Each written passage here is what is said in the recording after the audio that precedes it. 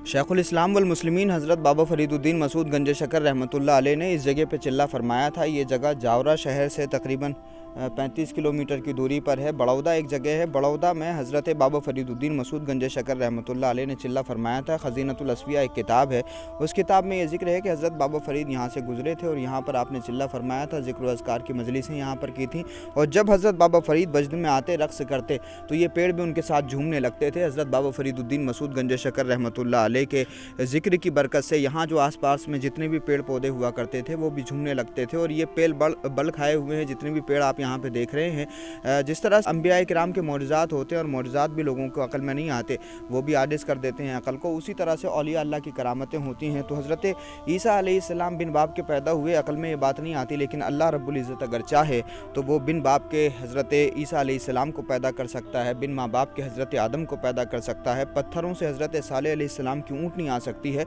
तो चूँकि मौजज़ात इसलिए अता किए जाते हैं नबियों को ताकि वो लोगों को राह दिखाएं और भटके हुए इंसानों को सही रास्ते पर लेके आएँ। तो औलिया अंबिया के जानशीन होते हैं, तो औलिया को करामतें इसलिए अता की जाती हैं ताकि वो भी लोगों के सामने उन करामतों का ज़रूरत पड़ने पर इजहार करके भटके हुए लोगों को सही रास्ते पे लेके आएँ। तो हज़रत बाबा फरीदुद्दीन मसूद गंज शकर की ये करामत बहुत मशहूर है कि बड़ौदा में इस मकाम पर जब हज़रत बाबा फ़रीद ज़िक्र अज़कार किया करते थे और जब वजद में आते, अपनी कैफ़ में आते, तो हज़रत के साथ में यहाँ जितने भी पेड़ थे वो सब रक़्स करने लगते थे। और ये निशानियाँ आज भी यहाँ मौजूद हैं। जिस तरह से कपड़े को निचोड़ दिया जाता है, निचोड़े हुए कपड़े की जो एक साख बनती है, जो एक शक्ल बनती है, वो तमाम शक्ल आप यहाँ पेड़ों की देख रहे हैं। बहुत सारे पेड़ हैं जो उसी हैत के बन गए हैं। अल्लाह रब्बुल इज़्ज़त बुज़ुर्गान दीन, औलिया अल्लाह, सूफिया किराम की करामतों को हमें समझने की तौफ़ीक़ अता फ़रमाए और उनसे हिदायत हासिल करने की तौफ़ीक़ दे। बहुत शुक्रिया।